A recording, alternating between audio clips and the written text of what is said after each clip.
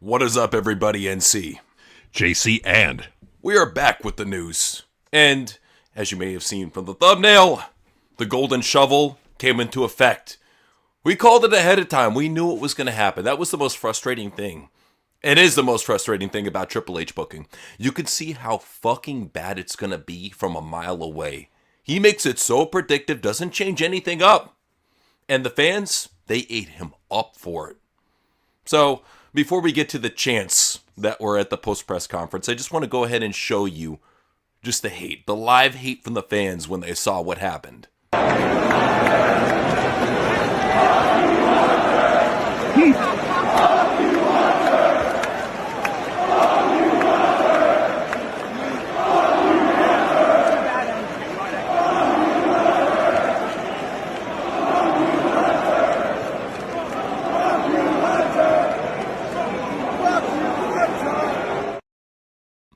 I like how it flipped back and forth between fuck you Gunther and fuck you Hunter. well, and that's the problem is that like a lot of you see like a lot of these dirt sheet marks. They're saying, "Oh, you're an idiot if you don't agree that this is the way it should have been." And I'm thinking to myself, "Wait, when should the booker be getting booed? Like the wrestler should be the ones getting booed out of the arena, not the booker. The booker, Triple H, got booed out of the arena." Oh, all these dipshits are staring it in their own agenda. Gunther's gonna get massive heel heat off of this. It's gonna be like Roman Reigns all over again. No. Triple H is gonna be the most hated heel of all time. Isn't this what heels do? Hasn't Triple H been a generational heel his whole entire career? He loves the booze.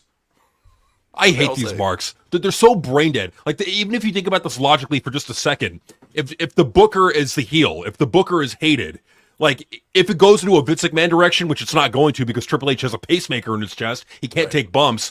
Like, that's another reason why it's not going to work. But, like, this is, like, if it was just a one-off booking botch, I don't think the crowd would have eaten him alive like they did. This is a track record of botch after botch after botch after botch. This is not just, like, them hating, like, a one-off thing or hating a wrestler getting heel heat. No, this is the fans hating the head of creative. Oh yeah, and he was soaking in the booze. Look at the adoration on his face, on his beet red embarrassed face, as he just gets booed for this.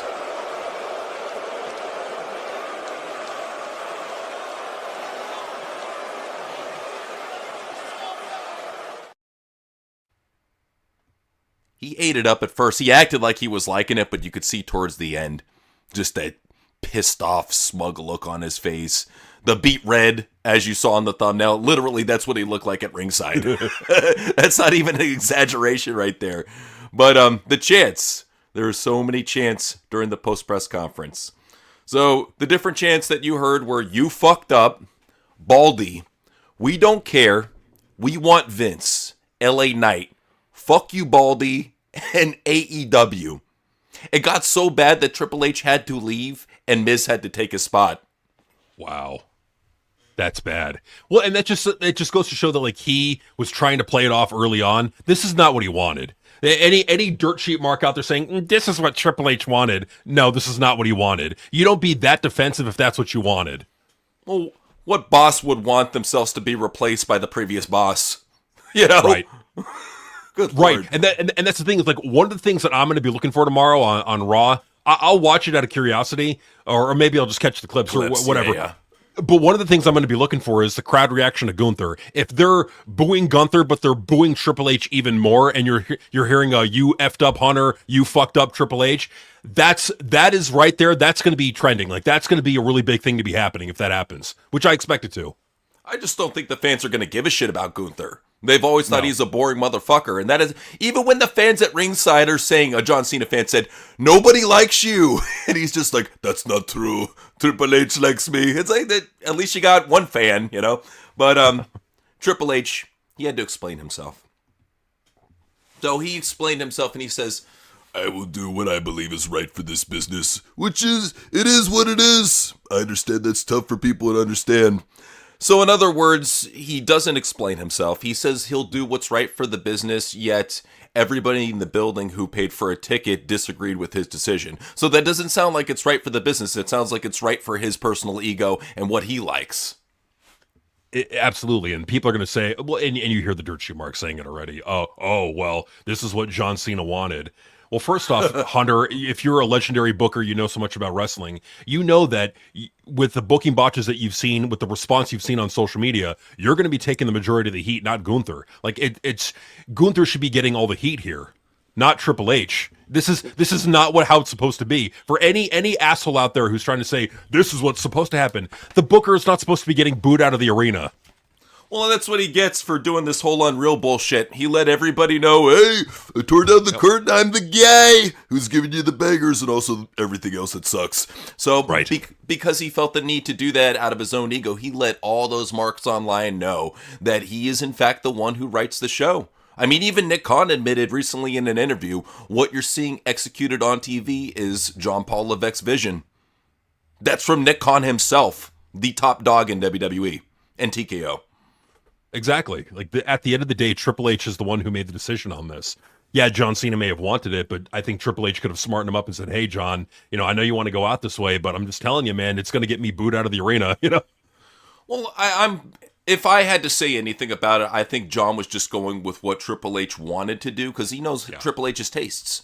He knows them. Like John Cena is a lot smarter than he lets on. He's a very, very much a politician. He learned that from Vince, so I'll give him that. But he had to respond to the chance. It was getting overwhelming at the table.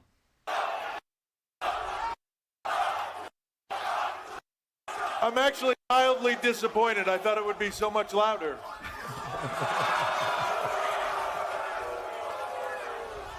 Are you surprised by this at all? No. Look. Hell yeah, he was shocked. Dude, the fact that he had to turn around because it was so deafening. It interrupted what he was saying. He had to turn around and look at the crowd and then razz them like that. That tells you it was getting to him. No, it was absolutely getting to him, and he was caught off guard. He was not prepared for that. What he was thinking is that they were going to maybe boo Gunther, and that was going to be it, that they weren't going to boo him. I think this is how insulated he is, but I think he's also aware of the crowd turning on him. I think the arena booing him out of the arena, that was like 19,000, 20,000 people booing him out of the arena. That, Tim, was probably eye-opening. At least I would have hoped so. Oh, well, what was eye-opening to him is how many tickets he sold in this record-breaking event. That the fans, he didn't thank the fans, he thanked Capital One Arena. So he said, thank you, Capital One Arena. Tonight's SNME was not simply the highest-grossing WWE Arena event ever, but highest-grossing event ever at Capital One Arena. So doesn't thank the fans, he thanks the fucking arena that it's hosted in. What a jackass. Absolutely. And like, this is like, I get he's sucking TKO's dick and he's doing his corporate responsibilities, but at the same time, you got to also have in there, thank you Capital Arena and WWE Universe for tonight's success. Like he couldn't type in and WWE Universe. What this was directly letting TKO know, hey, don't listen to the boos. I'm doing great at my job, despite the fact that I'm getting over on the limited name value of the few wrestlers that I have that are going to be retiring. You think about it. All we hear now after John Cena's retirement tour is retirement tour for Brock, retirement tour for Randy, retirement tour for Jericho. Trust me, he's going to stretch this shit out as long as he's in office. Oh, yeah. No, he's just going to stretch it out as long as he can. And it's a shame that this is where we are now. But the good news on all this is the fans aren't having it. The fans are not having it. They're speaking up. They're standing up for their fucking, beliefs that Triple H sucks as the head of creative and he needs to go. Look at the memes, man. There's already those. I've seen the Hitler memes. Now we got Osama bin Laden memes. It's everywhere now. I love it. The people are putting out that Triple H is a terrorist to WWE. And this is what he is, man. Well, and he even has Michael Cole doing his dirty work. Vince used to have Michael Cole do his dirty work back in the day. But Triple H had to have Michael Cole say this. Tonight, professional wrestling destroyed sports entertainment. This is all done by design, mind you. Yeah, that's a Triple H thing right there. Because Triple H said when he was taking over creative, he was saying, we don't do sports entertainment, we're a professional wrestling company. That's what he said. Well, and that's the thing too, is Dave, he disagrees on that. He says two terms that are actually the same thing. When a fucking hardcore god mark like Dave Meltzer is saying that shit, I'm just saying, a little marky. No, it is a little marky for Triple H to be saying it. It just goes to show that how out of touch they are, how they were riding high for years with no one giving them the blame. They had a honeymoon period. They had a honeymoon period because you had a lot of fans that were just sick and tired of Vince McMahon and they wanted him gone. They were tired of the goofy, kid-friendly booking and they wanted to change. And they're looking at the current product and they're looking and they're saying, wow, this is even worse than what Vince was putting on. Because at least Vince had some logic to his booking. This is completely illogical. Face versus face, heel versus heel, friendship and betrayal out the ass. Like, it's just bad booking. Well, and not only did he try to give you decent booking, but he tried to give you a story too, something that Triple H just doesn't know how to do. He's tried. He just fails every time. But Gunther, he had a story to tell, the predictive story of him choking out John Cena. He even said on the Rich Eisen show, he said, he has been pinned many times before, but he hasn't been submitted in a very long time. In other words, letting you know the finish. You already knew it was going to be Gunther versus John Cena in the Time Is Now tournament. That was going to be the finalist. Then they let you know a week ahead of time, hey, this is the finish. There's no surprises with the Triple H universe at all. Well, there isn't, and and these people are not thinking about it the next step. John Cena's whole character was never giving up. Like, how many, and not to go there, but how many cancer kids made that a part of their identity, and that helped them get through cancer? That's the problem with this whole thing is, you didn't need to have Cena tapping out. You could have had Cena fade. You could have had Cena take a pin.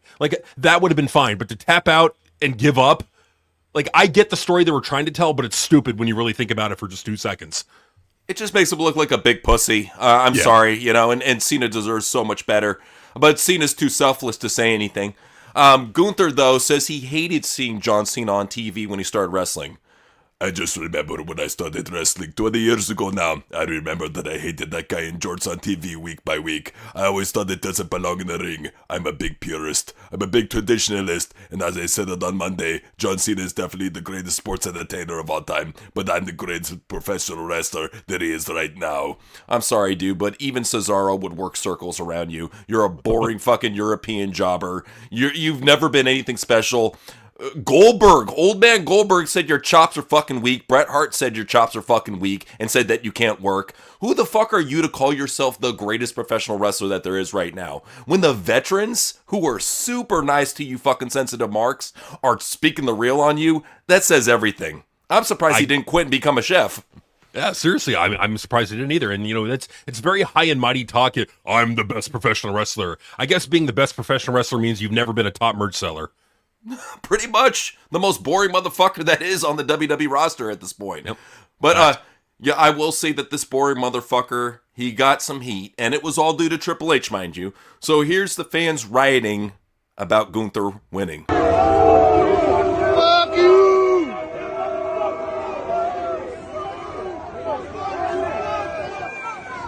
Fuck you, Gunther! Fuck you, Gunther!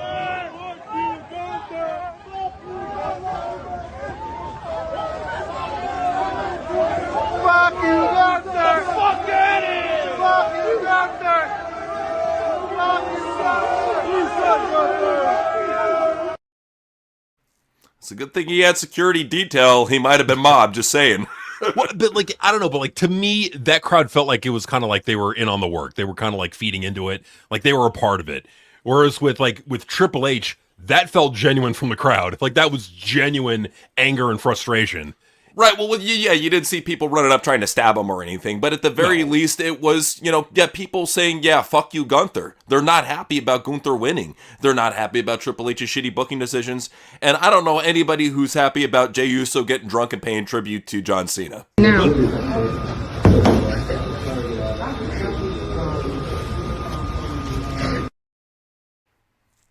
What a blatantly drunk motherfucker. Just make him too drunk Jey Uso at this point. Make that his gimmick. Because he's drunk all the time. And this is the guy that Triple H wanted to put the world title on to make the face of the company. We're going to have him go out there and yeet. We're going to literally stop the main event of Survivor Series so that you can have 2 minutes of yeeting on the top of the cage. Terrible. Great eye for talent. Great eye for talent there, Nose Man. He has the worst decisions. And more people are realizing it too. Even the people, the big celebrities were talking about the Cena loss. Speed said no way John Cena lost his last match. Maybe he's possibly rethinking that decision to come back to WWE after this. Who knows? I'm going to say is, you don't want to miss out on a talent like Speed. Speed is a great talent. He's charismatic. I think he could be honestly, I think he could be the Black Logan Paul. he's got a lot of skills. He's got a huge fan base. He's a natural athlete. The guy could be dangerous, man, in whatever he wants to do. So for Speed to be saying that, that's not a good deal, man. But of course, Glenn Gilberti, he had something to say on it. So this is what he had to say. Cena Gunther should have been Survivor Series. Dom Cena should have been tonight. Finish would have come across a million times better than this one did. Fans are leaving pissed at the booking. Grade equals F minus. Oh, Glenn never change. At least he's calling it real. I'll give him that. So is this him? Is this him like parodying the fans? Like I can't. Let's see. Cena Gunther should have been Survivor Series. It should have been tonight. Well, why would you if this is his last match? Why would it be against Dom? Think about that, Glenn. Because Dom is the future of the company. No, he's not. He's a fucking microwave burrito body looking dork with a mullet. That's all he is. Come on now. We got to be real about Dominic. Dude, he's just Mexican Young Bucks. That's all he is. What the fuck are you jacking off about? He's Mexican Nick Jackson. That's what Oh my god. But you know what? Dave had something to say. He said, that match was as good as the match was going to be. Up until the finish, it was basically the exact match you would expect. It was well done. The guy for his final match, he was in there with the guy who's going to give him about as good a match as you're going to get. I personally was bored to shit with Gunther. I thought his clotheslines looked like shit. I thought, honestly, the whole fucking offense from Gunther was clothesline, slam, sloppy rest hold, sloppy sleeper on the ground, turn into shitty half-naked choke, Cena powers out, no sell of move, shitty clothesline, shitty chop, power bomb. Well, we were even commenting live during the show, Gunther, his gas tank is running low. For some legendary veteran, for some legendary professional wrestler, this guy has not much in the tank. No, that's what I'm saying. Dude, he was blowing out like he was CM Punk out there. I was like, bro, this guy, here's what frustrates me. Triple H makes it like he's setting up the future of the business. When are late 30-year-olds and 40-year-olds the future of the business now? It used to be 20-year-old men. What the fuck happened? It's ridiculous. How old is Gunther? I'm actually kind of curious about that. I think he's 40. I could be wrong, but I think he's 40. August 20th, 1987, so he's 38 going on 39. He's 38. That's old. That's old, man. LA Knight is too old, guys. LA Knight is too old. No, well, Gunther's a fucking spring chicken, I guess. He's almost 40. We're talking about the future is almost 40. This is fucking ridiculous. It's so bad, man. So Jeff Jarrett, he had a little bit something to say, and he said, I love watching movies when the superhero gets destroyed in the final scene and then dies. That's what Thank you, Jeff. Yes, thank you, Jeff. We need more veterans talking shit about this. So Punk had to get his shots in, of course.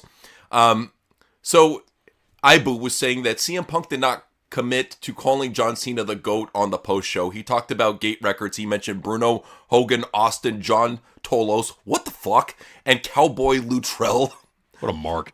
He went on to say that we don't need to hear everyone's opinion on everything. Said John Cena did his best at the time with what he was given during his career. Pointed out that Bruno had a falling out with Senior and Junior, that Hogan fell out and he quit, but John stuck it out. Punk is such an asshole. There would be no Summer of Punk. There would be no career ascension for CM Punk if there wasn't John Cena. What a fucking unsportsmanlike thing to say. What a fucking douchebag thing to say. It's you couldn't just say, yeah, I mean, John Cena's achieved a lot in his career. He was, he carried this company on his back for well over a decade. You couldn't have said that. You couldn't have been more, cordial to the guy. Yeah, he thinks he's great, but Bruno, Hogan, Austin, John Tolos, and Cowboy Luttrell, who no one's ever heard of. Yeah, those are the fucking legends. Fuck John Cena. What a douchebag. Dude, anyone defending CM Punk, come on. I gotta go ahead and Google this shit. What the fuck is a Cowboy Luttrell? I have literally never heard that fucking name ever. Cowboy. You've never heard of Cowboy Luttrell? You're a fucking mark. Usually you be a mark to fucking hear that person. Never fucking heard of Cowboy Luttrell? No, Jim, I haven't heard of him. Some fucking obscure... Okay, so from what I can see, he's like some fucking lumpy dumpy looking motherfucker wearing tights up to his nipples. And I guess he did boxing matches. I don't know what the fuck is he talking about. He's some like old school, like fucking old timey professional wrestler who wore like tights up to his nipples and like had like no fucking charisma, no fucking ability in the ring, but he's a legend, damn it. Hey, nobody does a half Nelson like Cowboy Luttrell. Ooh. Like, I swear to God, the wrestlers are the biggest marks. Like, they are. If you think the fans are the biggest marks, like the fucking 400-pound neckbeard with the fake title in the crowd, who smells like fucking rotten fish and ass, you think he's a mark? No. CM Punk is a bigger mark. Who the fuck is Cowboy Luttrell? We had to look him up because we've never heard of him. Bro, you want to talk about marks? They had CM Punk, Sami Zayn, active wrestlers on the roster, Bayley, in the crowd fucking watching his last match like a bunch of fucking marks. Right. If you're a fan, that's one thing, but if you're a wrestler on the roster, watch it in the back like a fucking normal person on the monitor. It's so marky. Like Sami Zayn in the John Cena hat. Good God. I get it, his kid's a big fan, but man, it made him look like such a dork. I'm sorry. That's the thing. It's like they're not professionals. We're not in an era of professional wrestlers. Like they're wrestlers, but they're not professional. They're anything but professional. They're a bunch of fucking whiny crybaby douchebags who are all fucking dorky. None of them have gotten over. None of them care to take the business fucking seriously. Not even CM Punk. CM Punk is fucking dissing John Cena covertly on the way out. Well, and how crazy is it that he mentioned Hulk Hogan and it didn't go into a racist tirade? Right. I was waiting racist for that. Fucking KKK members like Hulk Hogan. It was right there. But hey, if you were wondering why Punk wasn't at Raw, we now have information. So the outlet reports that Punk is currently unavailable as he is on the set filming for the upcoming Netflix romantic comedy, The Bodyguard. Punk has been cast in the role of Doghouse, a character described as a physically intimidating member of the security detail who is known for his loyalty and humor. Oh my God, this is going to be a fucking just royal shit bomb. I can't wait to review it. Hey, this guy who looks like a fucking meth head with speed bags under his eyes. Yeah, this guy looks intimidating. Ooh, I'm so scared of CM Punk. Physically intimidating and known for his loyalty and humor. That's why he's gone back and forth between different companies. He's so loyal. The grass isn't greener on the other side. It's greener where you water it. Now, just don't mind me while I go back to WWE and betray everything I fucking preached. It was my favorite part, too, when he was on the red carpet, like 2012, 2013, and he's like, I will never go back to WWE. And here we are. Right. He's such a douche. He's such a hypocritical douche. Like, him giving the Miz shit about, yeah, take your fucking Saudi blood money covered dick, asshole. Yeah, now I'm gonna go get a big fucking fat $1 million payday in Saudi Arabia. Oh, and he apologizes to the Saudi fans, too. That's the great part. I love the hypocrisy, the lies, just the fakery. But speaking of Miz, though, he was saying that he didn't get a final match against John Cena due to certain circumstances. So basically what happens is he asked for a match politely to Triple H backstage. You know, may I please have a match with a guy who helped form my career, and John Cena. And he said, all right, I got you, Miz. That's what you're going to get. That's your match. I can't give you John Cena, but I can give you Ron Cena. Are we good? And Joe Hendry in a fucking double team squash match. It's so pathetic. It really is. It's disgusting to see Triple H doing this. Look at what he's turned R-Truth into. Like, remember when like R-Truth came back from like getting like pseudo like somewhat fired, and then Nick Khan had to bring him back, and he came back with like this new persona, and he was over for like a week, and then Triple H's like, no, keep him off TV for like 2 months. Let him get down. Ban the catering. That's what it felt like. And, you know, fortunately, I will give this, he let him back on camera, at least for this, so that's something.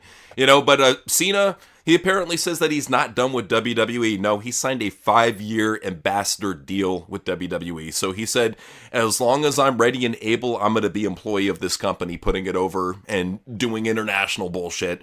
Basically, Legends deal shit. So, whatever. I mean, it's money. They're willing to pay him good money to do this. He doesn't have to take any bumps, so fuck it, you know. Why not? I don't blame him. I mean, shit, if you can get paid a lot of money to just be an ambassador, okay. Yeah, go for it. So, Cena, he wanted to do a lot of stuff with this tour. Originally, he wanted to do 222 dates, and Triple H said, how about 30? Or 32. So, yeah, he got just like basically a fraction of that. But also, he wanted to use the heart punch. You know, he liked Dox Baker growing up, really wanted to use the heart punch, and Triple H took offense to that, you know, because of his condition, and said, sorry, John, no heart punch. I think it would have been cool, especially if he did it to Triple H, joking. I'm just saying, you know. Now, it would have been cool. It would have been cool, but here's the problem with all this. And like, this is kind of like shooting a fucking major arrow in the argument that a lot of the dirt sheet marks have had.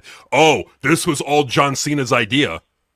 Well, if Triple H is shooting down his ideas, this is proof right now that Triple H could have squashed that fucking ending at over at Saturday Night Main Event. Well, it's one of those things where he could have done a lot to help out John. Instead, he very much nitpicked his way. I think John agreed to put over Gunther because he's the type of guy we've seen throughout his whole career. He doesn't give a fuck. He'll put over people illogically. I've seen him get clean pinned by Solo Sakamoa, by Alberto Del Rio.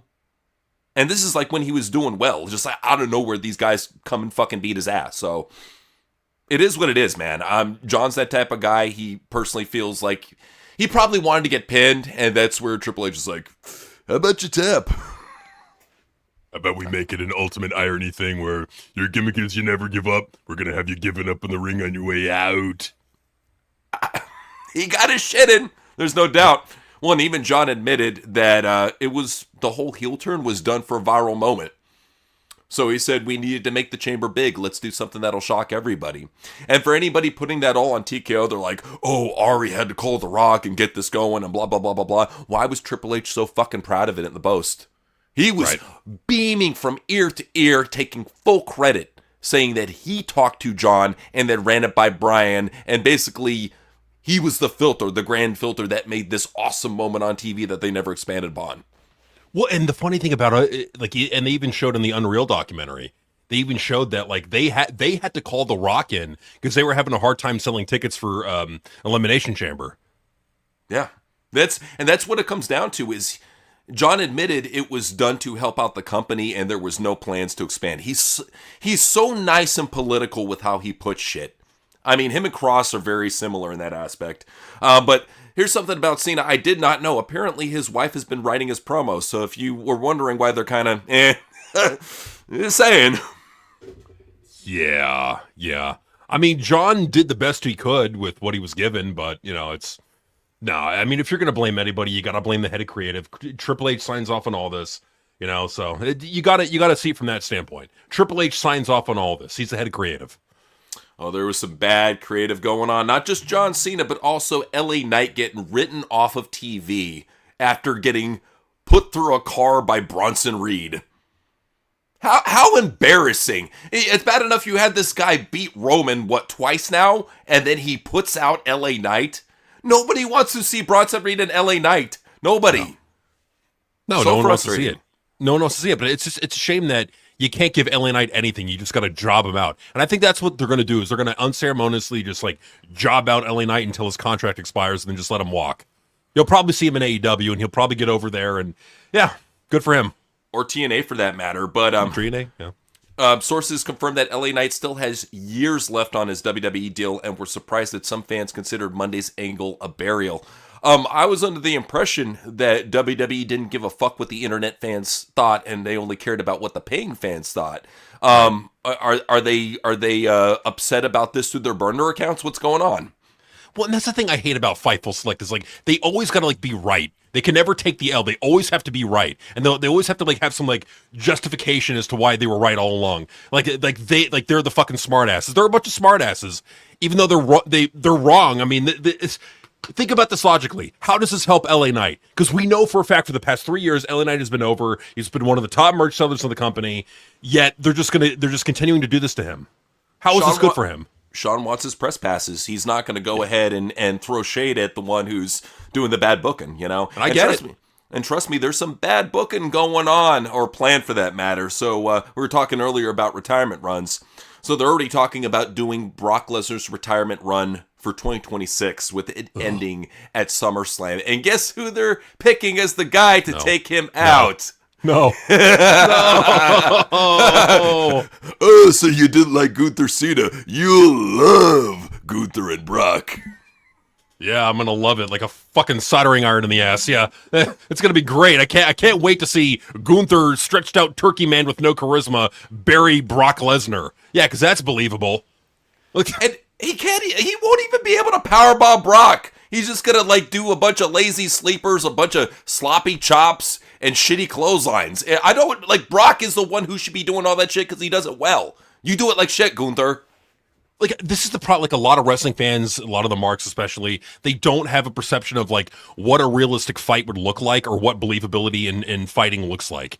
You can't have Gunther, stretched out turkey man with no credible fight background, taking out Brock Lesnar. It's just not believable. Look at Gunther and look at Brock. Right, Gunther, he's very pathetic and normal looking, and Brock is a physical specimen who's probably very, very doped up, but still, he's amazing, and that's all that matters. Put them in an octagon. Who's winning right now? Even Brock. Regardless. Oh yeah, Brock. Brock is eating him alive, and picking his bones. So, that's where the fans are retarded. Most fans online, we've always said this, not the TWRP fans, you guys are fucking intelligent, you know your shit, but most modern wrestling fans are the dumbest motherfuckers you will ever talk to online. Do not waste your time on X. They are like talking to a brick wall with spikes that come towards you. It sucks, man. But you know what? WWE is full of great creative ideas. Look at the fucking beer goggle poster they got for Royal Rumble. Doesn't this look so colorful and creative? That is awful. Good God. Like, you could barely fucking make heads or tails of it. I mean, I can tell CM Punk from his banana nose, but everybody else, I'm like, who the fuck is this? It just looks awful. Like, what were they thinking? Like, I get they're trying to pay homage to Saudi Arabia because it's in Saudi Arabia. But like, that's one thing to talk about. Look at the time. Look at the start time, 3 p.m. Eastern time. Just have a bunch of camels with their faces on it, man. At least make it funny, shit. But Have a wrestlers versus camels match. That'd be cool. Fuck yeah, man, that's what's up. Yeah. But I will say, some people are happy about this, but apparently the WWE library is expected to be rolled out to YouTube. Let's see how much of it is. Let's see how much of it they're going to be fucking just censoring the shit out of. I mean, it could be good. We'll see what happens. I will say that they put a lot of good stuff on the vault, so we'll just have to see how this develops. What does that tell you that like no streaming service wants to pick it up? I think it's not so much a matter of that. It could be that. It could honestly be, though, they're just looking for a backup library, a place to just put their shit in case something happens. Okay. I mean, yeah, like I'm cool with it. Like I mean, it makes it easier to find the They're doing this already with NXT's older shows. They're backing them up onto YouTube. I mean, okay, cool. Like if you want to put them on YouTube, but what does it say when they can't get a fucking like they've been able to get a streaming deal for like everything they've been able to sell? They can't get one for the rest of the library. I don't know that, Yeah, no, we'll have to see what happens with that. It's a lot of weird stuff going on with the streaming library right now. But WWE has some big plans in the works, and they're showing a little preview of it during the holidays. So, triple main event, undisputed WWE champion Cody Rhodes versus Drew McIntyre, again, for the third fucking time now, in a no DQ match. Jey Uso versus Braun Breaker. Yay, who doesn't want to fucking see that shit? Hall of Famer Rey Mysterio and Rhea Ripley versus Intercontinental Champion Dominic Mysterio and Liv Morgan in an intergender tag match. Ugh. Aren't you excited? Yeah, I'm real excited. Hey, dirt sheet marks. Hey, smartasses. Can you defend the main event, the Cody Rhodes versus Drew McIntyre match again? Can you defend that booking? Is that a good booking decision from Triple H, or is it kind of like really bad booking? It's no DQ, you fucking moron. It's a different type of match. I've seen it before, multiple times. Drew McIntyre's lost all of them. And he will lose again. He will be a padded victory because Triple H does not like him, has never liked him. Always looked at him as a Vince guy. If he looks at you like a Vince guy, you're fucked. It doesn't matter even if you competed in NXT, because Drew did. He was NXT champion. Doesn't matter. He was never one of his favorites. And especially when he started giving him shit on the main roster after carrying WWE through COVID. Triple H, he holds on to that shit. He holds vendettas against people who are vocal towards his bad booking. Look at LA Knight. Say no more. Oh, yeah. I mean, look at LA Knight. I mean, look at what he's done to him. It's like if you speak out in any way. And all LA Knight had to do was hold up a sign from the crowd. to the camera. And after that, you see him getting fucking driven through cars and jobbed out and squashed. Like, this is the problem with Triple H, is that he's a spiteful, vindictive asshole, but he's not even a good booker. Like, if he was a good booker, and that's the thing, like, kind of going back to the whole, like, crowd turning on him at Saturday Night Main Event. If he was a good booker, if everything he had done before that was, like, A+, I feel like the crowd would have given him a mulligan. They would have said, okay, you know what? You fucked up here, but you've done good so far. They didn't give him that. Why? They didn't give him that grace. Why? Because he's been a shitty booker so far. And from 2022 till now, it's been shitty. Straight up. Well, and not only that, but a good booker doesn't spite book. That's something that a very shitty, terrible person for a booker does. You know, that's something that he's been proven to do time and time again and won't change. But you know what? We keep on telling people that his terrible booking, it isn't just strict to the main roster. No, it also goes to NXT. So they were showing some friendship and betrayal again. Had it like a week ago, 2 weeks ago. Now Ricky Saints had a shocking, yes, extremely shocking heel turn on Javon Evans for his NXT Championship match with Obafemi. Shocking. Absolutely shocking. I can't believe shocking. It. And you know what else is shocking? The low ratings for NXT. Good fucking NXT. It's Well, you know how boring and bad NXT is? That even hardcore marks like Brian Alvarez can't stick up for it. It's a stupid show. The people in charge are incompetent. I feel more stupid for watching the stupid show. The issue is the inability to see talent. I can't subject myself to such a stupid show every week. I can't argue with him. Like, honestly, like, that is one of the major downsides with NXT is it is a stupid show. The written dialogue they have the wrestlers saying is awful. Like, it's very like Nickelodeon sitcom, like, bullshit. Like, it's very much like that. It's very much like it's just kiddish. It's you're taking adults and you're having them act like stupid children. That's what NXT is right now. It's stupid. It's like watching iCarly with the wrestling ring. I don't want to see that shit. Fuck that shit. But I will say, though, that they have some terrible merchandise for you to buy, such as Javon Evans' new Bouncy shirt. So if you're a straight man, you can walk around with Bouncy on your back and let everybody know what you like doing. It's such a lame shirt. Honestly, it looks like a knockoff John Cena shirt. Well, it's got that stupid 6'7" bullshit on it. I'm so tired of that fucking retarded meme. Just let it die, please. Well, and this is the problem. Like, when you have baby boomers running creative, this is the kind of shit you get because they're not in touch with the modern young audience. They don't know what's actually popular, so they'll take something that was over like a year ago and they'll fucking run it into the ground. They'll keep it going for like 5 fucking years until you get sick and fucking tired of it, and they go, "Oh, I guess they're tired of it. We should probably move on to something else." That's how they do, man. Well, and you know what? They're not just ripping you off with shitty Javon Evans shirts, but they also have overpriced CM Punk gear. So you can pay for a shitty, maybe $40 bomber jacket that they slap a logo on for $100. So for $100, you can own a CM Punk bomber jacket. Keep in mind, it's just a windbreaker over a fucking hoodie, but you're paying $100 for that shit. It looks so fucking stupid. Like, anybody wearing that out in public, you're gonna look like a fucking dork. Like, don't wear that out in public. I mean, some people who don't know what the fuck wrestling is or don't watch it might think it's like some fucking like shitty metal band, but yeah. I at least I'll give it that. It's got a little bit of ambiguity to it, but other than that, yeah, if you know what CM Punk is, it's very, very terrible and marky and shitty to be wearing. Let's just say that much. Good wrestling designs, in my opinion, are not on the nose. Absolutely, and they don't shove it right in your face, but that's everything WWE nowadays, because they have AI design their clothing. It is what it is. But let's go ahead and talk about two big quote-unquote stars in WWE were at the Video Game Awards, Roman Reigns and Cody Rhodes, promoting Street Fighter, their new movie coming out next year, around summertime, I believe. And they got no pop whatsoever. Nobody knew who the fuck they were. But at least we got... Stars. Yeah, huge stars. At least we got shots of their posters. So here's Roman Reigns as Akuma. Oh, God, that looks awful. That looks like horrible. He looks like the guy who got beat up by Masha Slamovich with red eye contacts. He doesn't look tough. Akira, I think he looks like a fucking Comic-Con mark dressing up as Akuma. That's what he looks like. He looks nothing like Akuma. Nah, not at all. But you want to talk about true likeness? Look at Jesus. This looks like it's a fucking porn ripoff. What is this? It's like a fucking Street Fighter gay porn came out like, hey, I got a great idea. Let's make a porn off Street Fighter. And they hired Cody Rhodes to be Guile. That's what it looks like. Well, and what is it with his fetish of always being in gay nightclubs and movies? Well, like, if Naked Gun wasn't bad enough, here he is in the same fucking lighting. Look at this stupid fucking fried Sonic the Hedgehog Max Headroom wig. Look at the shit. It looks so cheesy. Like, do they not know how cheesy this looks? How stupid this looks? They don't care. This movie, if you thought the first Street Fighter was bad because it got really terrible reviews back in the day, if you thought that was bad, this is going to take the cake. This is going to make it look like shit.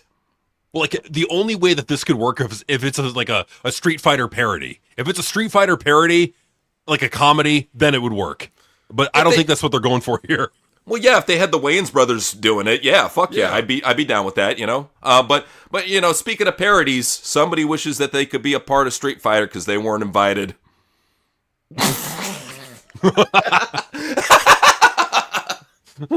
I'm a versatile actor. Look at all the different roles I can play. Oh, yeah.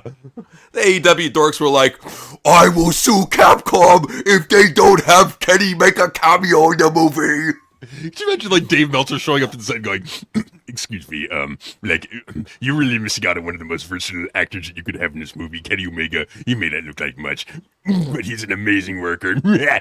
Trey, he can play any role. He can play Chun-Li and fucking rock that shit. I'm surprised they didn't get Xavier Woods to play Chun-Li. It's right there, you know. I'm sure he'd be down for it. He probably would. I mean, knowing that guy, he probably would. Yeah. So, let's go ahead and talk about an actual movie star, The Rock. He got nominated for Golden Globe for his role in The Smashing Machine. The rest of the movies look like fucking just hardcore shit. So, it's probably gonna be Sinners that wins it, but you know, good for him at least getting nominated. I'll give him that. Hey, good for him. You know, I mean, the movie fucking bombed at the box office, but at least you get nominated for an award, so that's good. You know, good for him. Something. So, Stephanie McMahon says almost losing Triple H changed her entire outlook on life.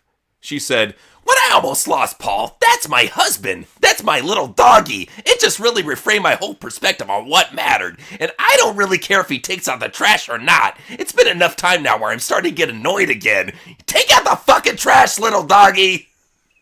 You gotta let me out of the cage first. Then she said this, "It's called the Widowmaker for a reason. Yeah!" Oh, man.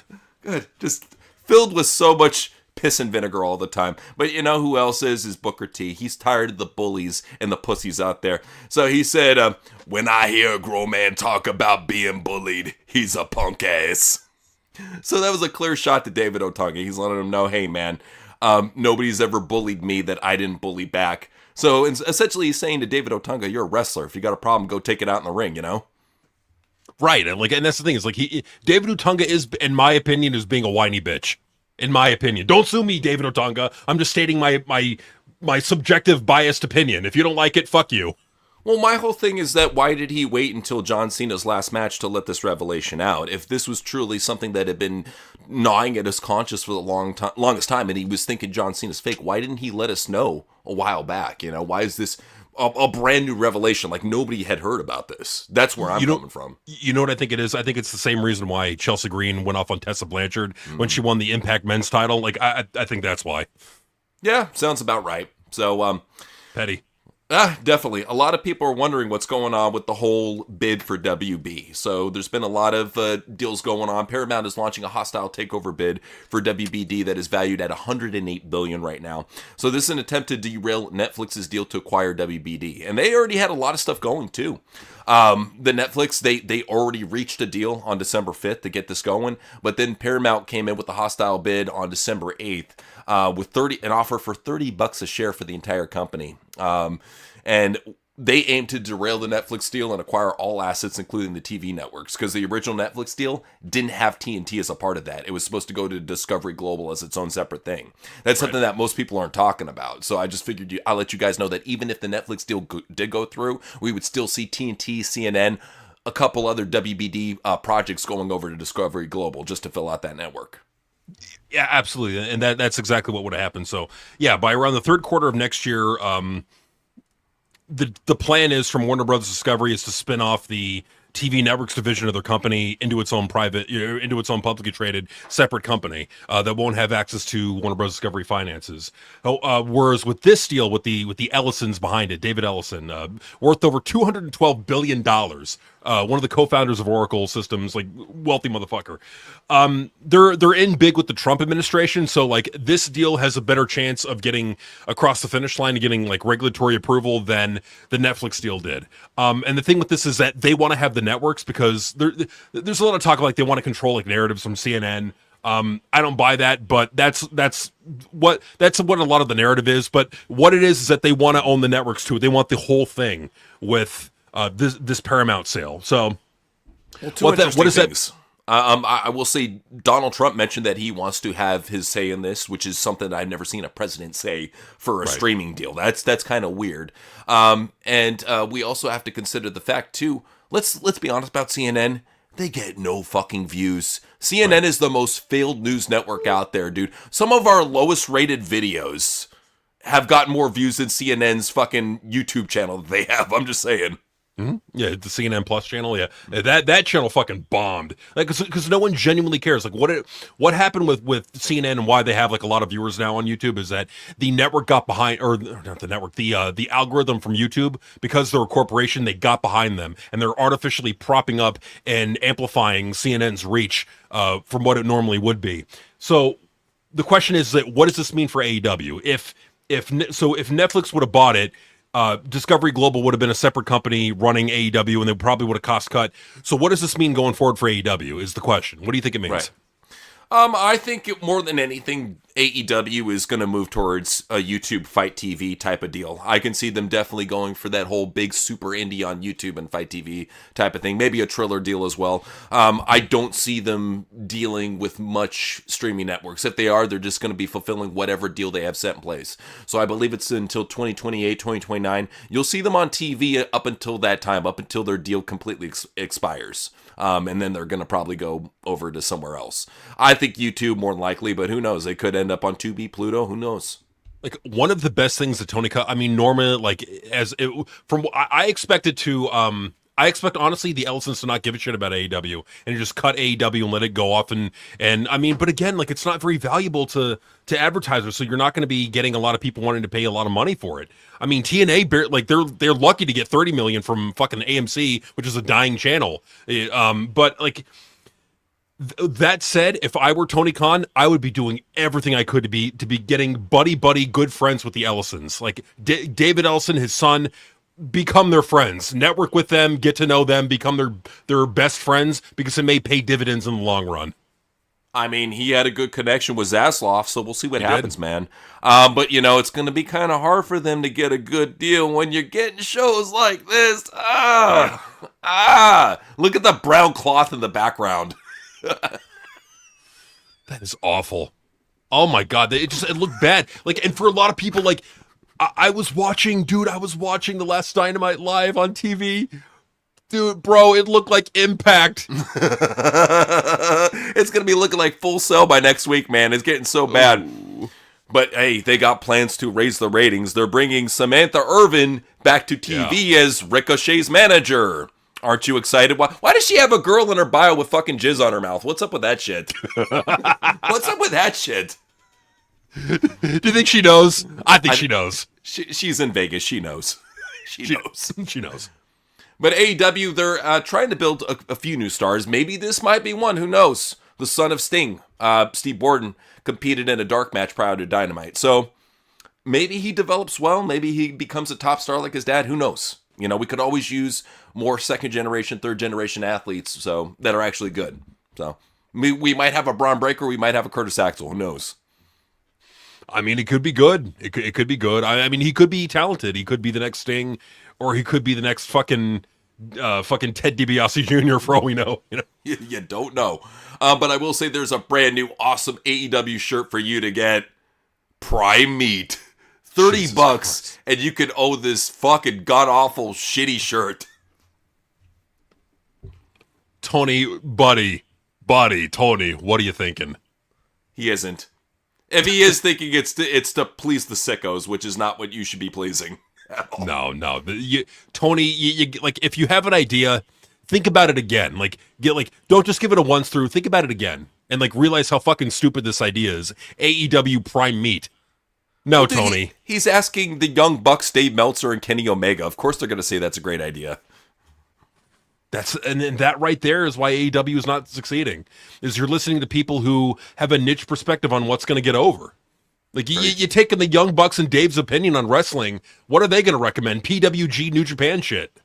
Straight up, man. Well, and the women were talking about what he has to say after their matches, and literally it's what we say. So Mina said, after every match, Tony Khan watched our match, every match, and after match he said to us, amazing, fucking great.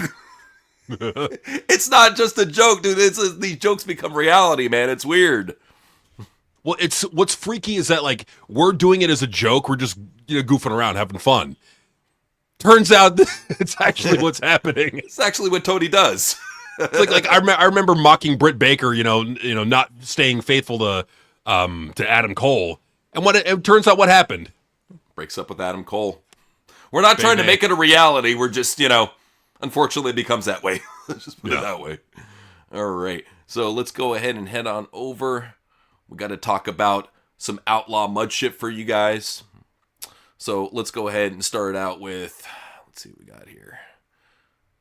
For whatever reason, I have a John Cena picture up here. We'll get to that later. But yeah, let's go ahead and start out with some outlaw mud shit. First off, let's talk about a woman who will not be brought back to TNA, and for good reason, Masha Slamovich. So yeah, she's been taken off the TNA roster page, has not tweeted since that whole shit went down 3 months ago. She's completely erased herself from the internet, it seems like. She'll probably be working at a laundromat or a fucking nail salon by next month, so if you see her at her local nail salon, there she is. That's what she's trying to make a buck. Just leave her alone. Gotta pay the bills. I'm making sure that they got it right and that they're not it's not some fucking lying dirt sheet mark shit. Nah, yeah, she's off the page. Okay, yeah. So that's way she goes. But with them signing a big TNA deal, with AMC, it's bound to happen. So that's that. Another TNA rumor for you is that the locker room lacks confidence in creative. So it's not just Matt Hardy. Apparently, a lot of people in the locker room right now are lacking confidence in Tommy Dreamer and Hunter Johnson and their ability to creatively lead TNA. Because all I could see every time I've tried to check out TNA is a worse version of NXT.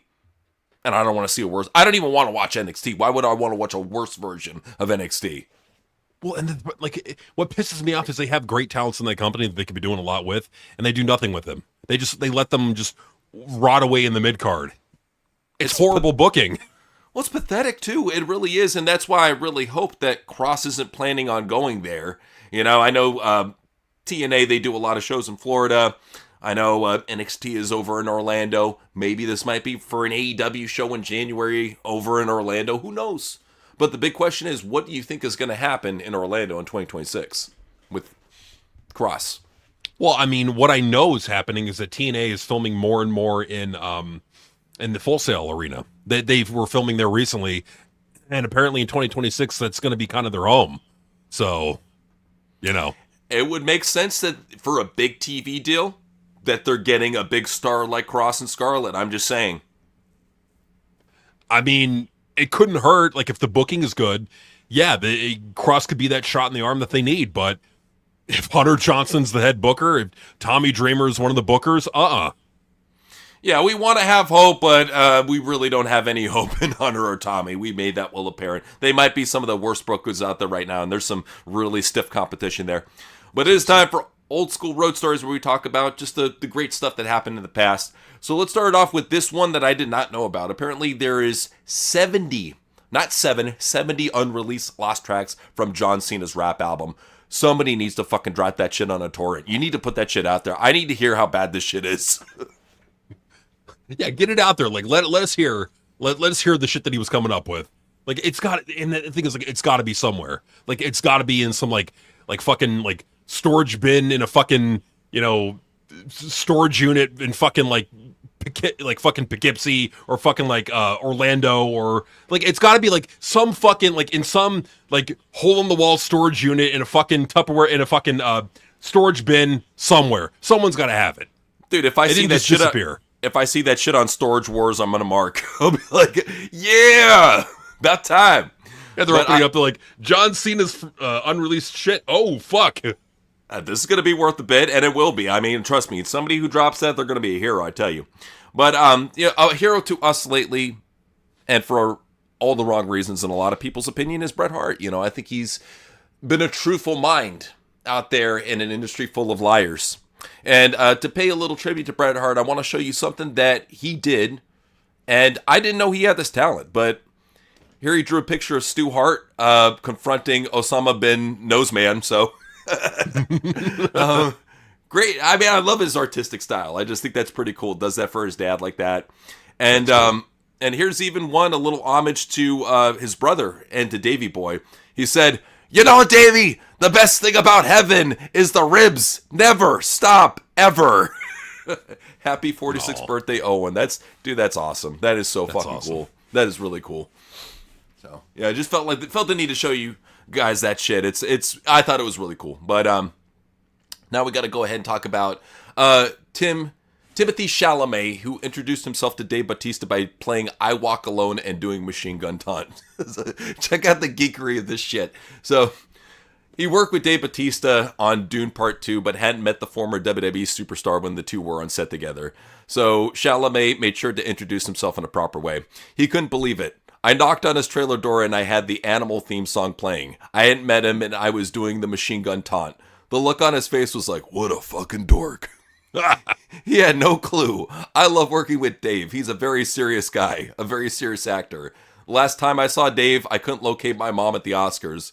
I feel bad because he was probably hitting on her in the corner. Oh, God. I literally couldn't locate my mother. I love Dave. Why is he bringing up his fucking... What the... Tim's a weird dude, man. Yeah, he's a weird dude, but yeah, I mean, he's an actor. He's making bank in fucking Hollywood. Good for him. I mean, Now who knows what other fucking humiliation rituals he's doing behind the scenes, but good for him. He's licking butt. Who knows? But somebody had to deal with the humiliation ritual of sorts on Total Divas. Natalya reveals wild Total Diva storyline that forced her into an awkward moment with Ronda Rousey's dog. Ronda's dog loves sniffing my crotch. It was getting to be a lot. I don't know if it's because it was Ronda's dog, but the dog was very aggressive. And then the producer of Total Divas aggressively sniffing. They're like, we gotta make this into a storyline. And so the next thing you know, I've got peanut butter on my crotch. No, it's not Cody, it's Natalya, by the way. The dog's licking it. And I'm like, fuck, I don't want to have a dog licking my crotch on the show. Natalya said that even though she was horrified in the moment, she still went along with the segment because that's what the show needed at the time. She joked that nobody sacrificed more for the series than she did. I will do whatever the fuck it takes. I'm a pro. I carry that show on my back. So that's what you say to yourself when you're going through a humiliation ritual. Just say, I'm a pro. I could take it. It'd have been funny if Cody stormed into the room, threw Natalya out of the chair, was like, I'm ready for the thought, guys. He was made to be on Total Divas. How come he couldn't have taken Natalya's spot, damn it? He would have been the biggest queen of them all. He would have been perfect for that show. He is the Total Diva. There's no doubt about it. So, you know what? We got to talk about an old school legend, though, Nash. He had a little bit too much to drink one night. So Kevin Nash claims he drank 18 beers, got pulled over, and still passed a DUI test. Jesus. So speaking on the latest Click This podcast, the WWE Hall of Famer recalled a chaotic post-WCW Nitro night in Columbus, Ohio, when a heavy snowstorm blanketed the city and disrupted travel. Rather than board a WCW-arranged charter flight, Nash and a friend decided to drive 500 miles through a blizzard overnight, loaded up on 8 double cheeseburgers and a case of beer. That's when things got sketchy. Nash said he drank 18 beers in about 4 hours while driving down the middle of the interstate. Eventually, he pulled off at a snowy gas station and, for fun, decided to slam the brakes at 35 miles per hour to see how far the car would slide. What he didn't realize, a state trooper was right behind him. That's not okay. The guy comes up and he goes, "What was that?" I said, "Oh, I was just checking the skid ratio." Explaining that I lived in Florida and I wasn't used to driving in snow. So he says, "Have you had anything to drink?" I said, "Yeah, I had a couple of beers at Applebee's." He goes, the answer's either no or I had one. It's never a couple. He goes, that wins you a fucking blow in the breathalyzer. He says, you're .02, so you're a quarter of the way intoxicated. I'd much rather have your buddy drive. You were driving down the middle of the road and I couldn't catch up to you. I went into the gas station and bought another 6-pack. Fucking drunk. The cop watched me put it in the trunk and he just shook his head. What a fucking lush. Oh my god, this honestly, this is a great story. The cop just did nothing. Like, what, you think the cop was afraid of Nash? He probably recognized him from Nitro and just had Hall drive the car. That's what I'm guessing. Oh, he's like, hey, can I get your autograph, Kevin? I had to leave that part out of the story, I don't want to make him seem like a fanboy. We know what's up. If you don't write me a ticket, I'll fucking sign whatever you want, buddy.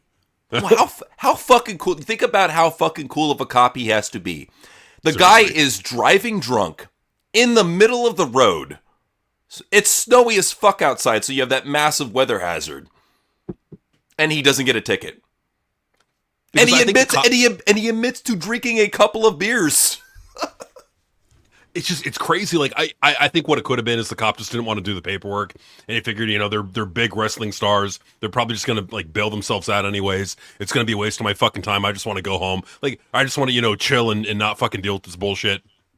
It can very well, especially on a snowy day. He probably wanted to fucking go home and not be tied up in the office. No, you make a good point there. So that could be the case. I think he might have been a fan though, because Nash was fucking popular as shit at the time. So it is time for Modern Wrestlers Are Marks, where we talk about the marks that have overtaken the industry.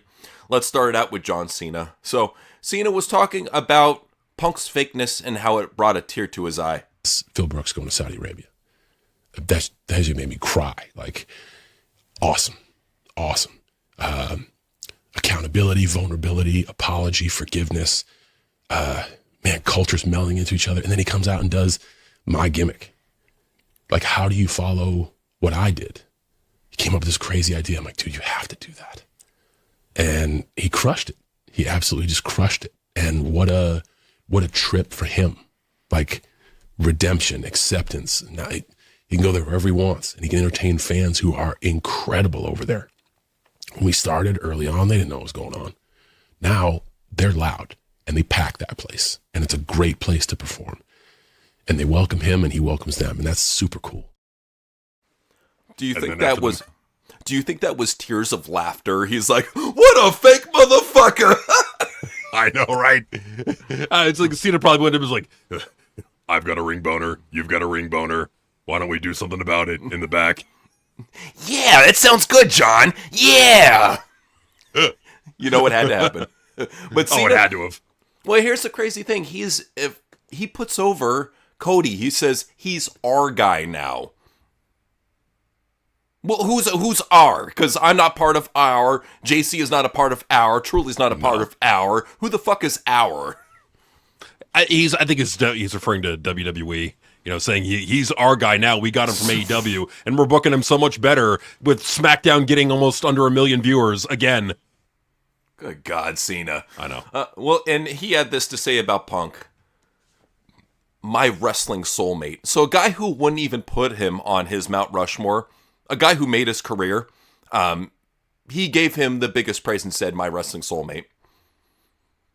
And what did CM Punk say to him on his fucking last match ever? You're not worthy of being in my Mount Rushmore. I don't really think he's the GOAT. There's so Austin, Hogan, wrestlers from the 1930s. They're the GOATs. Fuck Cena. What's he ever done? Not a damn thing. Well, and even Cody had to throw some shade at him after, Cena said he's our guy. Cody said, I hate nostalgia, but I love my business. I already know what all these guys did for us, thank you. They set the table that I get to eat on. But man, they can't keep coming back to WWE. Doesn't that sound a little familiar? Didn't he say before he left AEW for WWE, didn't he say, I set the table for Punk and he took it over? Yep. from a wrestling perspective, we have to move forward. I don't want them coming back. I don't mean any disrespect. I want these lesbians to come to a house and watch what they've done for the business. In other words, he wants to watch the people who are the true pros, who people will still want to see in the ring. He wants them to be fans at ringside watching your cosplay garbage. Well, I would just ask Cody one question.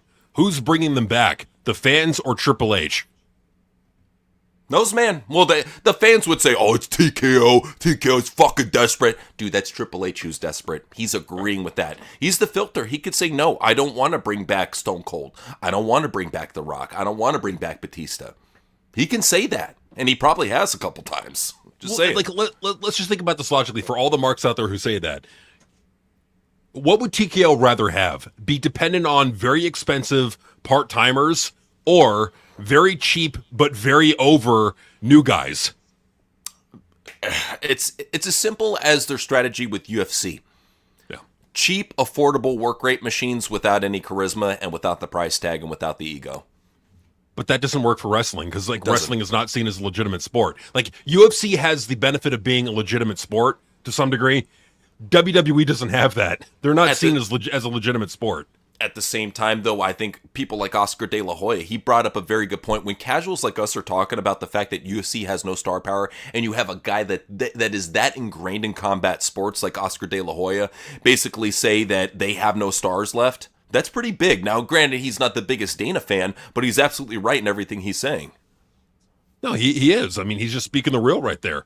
And we're just like, this is the problem that I have with wrestling is the perspective. It's that veteran wrestlers have this like inside the bubble perspective. They're not seeing what the rest of the world is seeing. Like if they saw this product from the eyes of a casual fan, the roster would be completely different. The roster would be different. The creative would be different. Like damn near everything would be different. But you know what would be happening? They'd have more viewers. They'd have more ticket buyers. They're scared. They saw what happened to Undertaker when he tried to speak up and then he tucked his tail in. So now they all do the same shit. They're like, if they'll do it to Undertaker, they'll do it to us. He's a bigger legend than we are. Oh, they know. Yeah, they see what Triple H's ego has done to the veteran wrestlers, and they're afraid. I think they are. They're looking at what's happening to LA Knight. Well, not only that, but the psycho fan base that Triple H has brought in too. They're afraid of the fans, and they're afraid of the just being blacklisted, so to speak. They are, but like I would just say to them, like, look at the amount of heat that Triple H is getting. Look for Monday night. Monday night, the reaction that Gunther gets is going to tell a lot. If you hear, we want Vince, it's over. It's done. Triple H is pretty much done at that point. You've lost the crowd. You might as well just like leave it, like take a leave of absence because you're not going. If they're chanting "We want Vince," then you might as well just fucking leave and retire. You might as well just take a long sabbatical. Well, yeah, at that point, it's like we don't want to see a guy who the fans don't want to see. And especially since he has said so much, I don't listen to the fans online, I listen to the fans in the arena. Well, if you're listening to the fans in the arena, what do you think of what they're saying? They don't want you there. Right. Are you going to listen to them or are you going to oblige by them? Because, I mean, you oblige with the fans. You give them what they want. You always say, I give the fans what they want. Not now. If they say fire Triple H, are you going to give them what they want? Give them what they want. I thought you're the people pleaser. You're the ultimate people pleaser. You're the hug master. Go ahead and give them what they want. Well, and that's the thing. Like, I know we touched on it before, but like, I just got to say it again. Gunther should, like, ideally, for like all the dirt sheet marks to be saying, to be like agreeing with this, like, in an ideal world, Gunther should be getting all of this heat. The Booker should be getting none of the heat, or very little at the very least. Triple H got booed out of the arena. Gunther barely got booed. He got booed, but like not in compare. Like, if you compare that to Triple H's boos out of the arena, it pales in comparison to what Triple H got booed. Well, and a lot of it has to do with him ripping down the curtain because he ripped down the curtain with Unreal and all is just fourth wall breaking. Because he's done that, he's put himself in a position where everybody knows that this is a scripted storyline where you can't take all the hatred out on the wrestlers. Granted, there's shitty wrestlers being pushed, but at the end of the day, these are just people that Triple H chose on the chessboard to win. He chose them to fucking start knocking over more talented people and choosing them as pawns. LA Knight should never be a pawn, but he is a pawn on Triple H's chessboard. That's how it is. And see, and the people in the chat, like, am I losing my mind, or am I imagining that Triple H got booed out of the building way more than Gunther did? No, you're absolutely right about that. We even showed it. We showed earlier on the news for anybody who wants to check it out. We showed videos of that going down with him being booed and him smiling even bigger when the boos started peaking. Like, he was, like, acting like he was loving it, but I could tell, especially afterwards, how beat red his face was. The fact that he kept on trying to, like, get the spotlight. He was pissed, dude. He was fucking enraged. He tried to hold it off like Mr. Cool Guy during the post-press conference. But when you get Miz to take your spot because you're getting too much heat, that says everything. For sure. Like, I mean, really, like, I'm going to be paying attention. Now, do I think they're going to be editing the audio? Of course. The WWE has done this before. Triple H has done this before multiple times. Will he do this here? Probably. But you're going to hear, the problem with it is that you got social media. You're going to hear, you can't hide it. You're going to hear reports that the entire crowd was booing the fuck out of Triple H, saying they want him fired. Like, they can't hide this. So I'm really eagerly waiting to see what's going to happen. What do you think is like realistically going to happen? I think more than anything, Gunther will get a little bit of booze, but I think you're going to hear a lot of fire Triple H chants on Monday.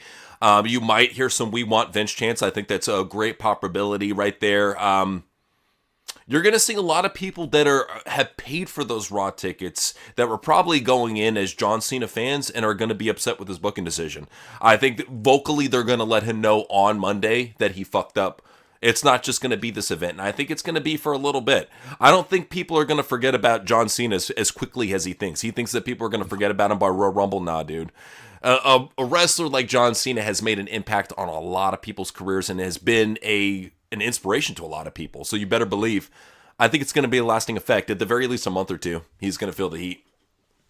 And the issue with all this is that we're pointing out is that it's like it's one booking botch on top of another booking botch on top of another and another and another and another. This is not a one-off incident. Like, and we said it before. Like, if this is the only booking fuck up that Triple H has made since 2022, since he took over, I think the fans would have given him a mulligan. They would have given him grace. But because it's been just constant fuck up after fuck up after fuck up after fuck up, they've had it. I think the fans have had it with Triple H fucking up the booking, and they want something else. Oh yeah, and it doesn't help that it's always a lover's fest at the top. So Cody was saying, that's probably my favorite guy to make music with. Who says that about another man, another straight man? What the quote-unquote straight man? I'm saying on Cody. I know Roman's straight, but like, seriously. I think you know what I mean by make music. Yeah. You know, I take my... A lot of skin flute playing. Yeah, for sure. So Cody reveals his rivalry with Roman Reigns is as real as it could possibly get. Yeah, we saw how fucking real it was with fucking Unreal, and you guys hugging each other and blowing each other and all that other fucking weird shit that I don't want to see. But Netflix shows everything now. You seen Cuties, they show everything. So, like, this just goes to show what a liar Cody Rhodes is. Like, on top of being a douchebag, he's a liar. He is. He's a douchebag. He's a liar. He's a fake politician. He's a baby kisser. Triple H. He really is, like a Max Headroom version of Triple H in a lot of ways. They are very similar. I never even thought about that. Wow. It's like, is that why Triple H is so like behind him? Like he had to give him like this motherfucker. Like, he's had 3 WrestleMania main events in a row. 39, 40, 41. He's my shitty avatar. He'll never be Triple H, but at least he's good enough for the modern era. Yeah, I mean, you're barely clinging on to 1 million viewers with him on SmackDown, but yeah, at least he looks so hot. Oh God, look at him. Steph would just let me have one night with him. The things I do to that guy. Do you think he just asked Cody to lick his lips when he's talking to him? Lick your lips some more. Lick them more. Lick them more. Lick those duck lips. Yeah, keep licking it. Oh, Cody, you got a little thing right here. Yeah, you can get it for me. Oh, yeah. That's the most frustrating thing. Like, I don't know if you've ever paid attention to Cody Rhodes interviews. Don't ever look at his mouth. It will drive you fucking crazy. It's infuriating. He's got the weirdest fucking lisping duck mouth you've ever seen. And that's not me being a douchebag. I mean, literally, that's like how I would describe it to anybody who's never heard of Cody Rhodes. That takes all of, like, taking him seriously as the top guy in the company. When you think, you're like, dude, nah, I'm out. Peace. Oh, it's so bad. But you know what else is bad is Becky's character. So she said, "Where is your fake IC champion? Does she even work here? I was offering title matches each and every week. It's true. It was well known backstage that you could ask me for a title match, and I would gladly accept. Unlike some people, I do not need to advertise my open challenges. Most people are too busy enjoying catering. Great potatoes. My compliments to the chef." So basically she's saying, yeah, I defend the title all the time, but Triple H doesn't like seeing me botch on TV, so he kept me back in catering. Well, because she sucks. She sucks. She's not good. No matter how many times Bischoff jerks off to Becky Lynch, she's amazing. She's great. She sucks. You can't take her seriously. At this point, you might as well put her in a chicken suit and call her Clucky Lynch. Have her do chicken jokes to the fucking crowd. Come on. Either that or the wig from Star Trek with big ass buck teeth and make her Bucky Lunch and just make her full retard. Either one is fucking money. But she has a feud going right now with David LaGrama, and she said, "Calm down, David, and watch your language. There could have been little Becky believers listening. Is this what wrestling media has resorted to? Using foul language for ratings? Sad. Come get this guy, bully. He seems broken." Yeah, he is broken. He probably got broke back by Cody again, but David LaGrama is definitely a broken man. There's no doubt about that. Yeah. Well, and you want to know how broken this man is? I mean, this weirded me out a little bit. He named this dog Cody. What a dork. Why is your male dog have a pink leash for? What the fuck? He's a Cody Rhodes fan. There's your sign, you know? There's your hint. They're all pink on the inside, but they're... I know for a fan. Good Lord. Well, you know what, though? Speaking of these weird wrestlers, Bronson felt the need to let everybody know that he's on the grinder. Look, we already knew, bro. You don't have to be on yourself. Like, this is the problem. This is what I hate about going to the gym. There's always people fucking around on dating apps while you're trying to get your workout done. Bronson Reed is no exception. Look at his figure. Right. See, this is what would happen if you spent less time on fucking gay dating apps and ordering food on DoorDash. You would actually get shit done, Bronson. Well, no, he's just gonna come out looking like some fucking, Humpty Dumpty looking bastard who thinks he's tough. Nah, you're fucking fat fuck little Bronson Reed. You ain't tough. Nope, not at all. But Chelsea had a grand idea. She said, a Divas United States custom championship. I asked, it's not happening. I really did try. I tried so hard. I wanted to do a Divas Open Challenge. I wanted to do the whole shebang. You do realize you're working with a locker room full of fucking psycho liberal witches, right? You do realize that, right? like more than half the roster is like butt ugly and wouldn't fit in the Divas era. So it's like look at the roster and then like analyze that belief of a Divas championship. How many Divas do you got in that company? Like well, two? Not only that, but they're insane feminists as well. They'll fucking spit in her face if she says that, It's like, come on, Chelsea, this is not TNA. This title is degrading. Exactly. She's had enough.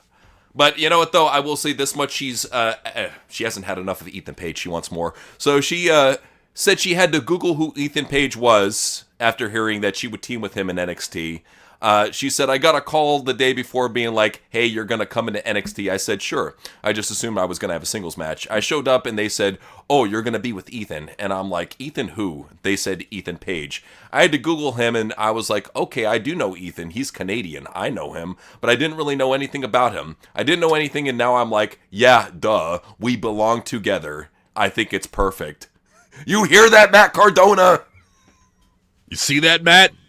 You're not safe. Nope. No, well, that's the thing about Ethan is, yeah, he's a tubby Canadian bastard, but at the very least, he doesn't shove action figures up his ass. Give him that. No, I mean, he may have, like, gigantic bitch tits, but at least he doesn't shove action figures up his ass. Well, the great thing is that he can share bras with Chelsea. So, that relationship works out, I think it works out, so. Well, there you go. There's a benefit there. I will say, though, that Darby Allin, he's trying to let people know, they're just saving me from me, which is fine. No, they're saving you from terrible fucking people like Kevin Knight who can't work, who legit knock you the fuck out. That's a good point. Dude, he knocked them out so fucking hard that he had paralysis in his legs. Like, that's the thing is, like, he needs to realize that, like, a lot of the people in AEW don't know how to fucking work, and you're legitimately going to get fucked up if you wrestle them. Just saying. Especially Kevin Knight. WWE gave me an offer. I said, I don't need this. You really said that? Yeah, I said that to them. Such a big steal there. Great signing, Tony. Great signing. Yeah, what a great signing. He's just injuring wrestlers and fucking botching left and right. What a great talent that you got there, Tony. Skills. But let's go ahead and talk about Dave. So Dave, J-Love Podcast said, in Mexico, cool, their stars aren't globally marketable. Their biggest star was the second most played character for 2 years in the WWE video game. Who's he talking about? Dominic? No. Maybe Alberto Del Rio. I still don't know what the fuck he's talking about. Who knows? Maybe it is Dominic. I don't fucking know. It's Dave Meltzer. The biggest star was the second most played character. Are you talking about Rey Mysterio? Like, who is he talking about? He has to be vague to seem like he's smarter than everybody else. I know and you don't because I'm the key master. I don't care, Dave. I actually don't know. I'm just trying to be smart. That's Dave for you. But Dax, one of his biggest supporters, had an interaction with Billy Jesusworth, who said, Dax, you are 41. You're acting like you are 60. That's why you're boring. Jay Uso is your same age, and he is acting like he's 21, stuck in 2010. No, he's fucking drunk, bro. I don't even like WWE, but do stop acting older than you are as a gimmick. What? It is a bore to watch. This is constructive criticism. And Dax says, what does this even mean? It means you're a fucking old, weird neckbeard, and you need to grow the fuck up. That's what it means. It means Jim Cornette is more in touch with the modern society than you are, Dax. And you're boring. Dude, Jim Cornette is cooler than Dax Hardwood. That says a lot. A 60-year-old man is cooler than this guy. That's pathetic, right? If Jim Cornette is cooler than you, that's sad. Big time. Well, and you know what? He had a little interaction with Matt Hardy, and Matt set him straight, you know? So Dax originally said, I think it's wrestling, that, it's all about star matches. I got to think, the older you get, maybe you're just jealous you didn't get any 5-star matches. And Matt just basically says, dude, this is not about star matches. This is about bringing entertainment to the people. And he says, whatever is a 5-star match, it's all subjective. Basically, you got to be friends with Dave if you want to get the 5 stars. So it is. True. This is the problem with a lot of wrestlers. Is like, it's what we said earlier in the stream. They are bigger marks than the fucking dorks in attendance.